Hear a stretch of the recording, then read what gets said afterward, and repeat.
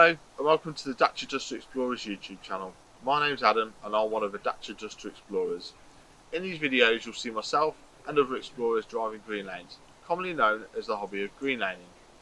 Some of these lanes can be easy, some can be incredibly difficult if not dangerous, but all offer a beautiful feeling of escapism. If you have any doubt about the green lane you're driving, get out and walk the lane first, making a mental note of places to turn around if needed and thinking about strategies to overcome difficult sections, because reversing after a failed attempt to get along the lane can be incredibly difficult and very risky. We abide by the Green Lane Association Glass Code of Conduct for driving these lanes and respect all others using the lanes, including horse riders and walkers, as we all have a part to play in keeping these routes open for everyone. If you're thinking of green laning yourself, please consider joining the Green Lane Association to help fight to keep these lanes open and to help you understand more about this hobby. They also have a Trailwise 2 website which will significantly aid in your planning.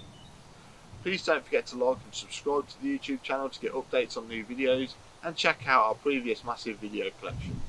For more information head to the website www.daciadusterexplorers.co.uk, and finally, thanks for watching, stay safe and enjoy your trips.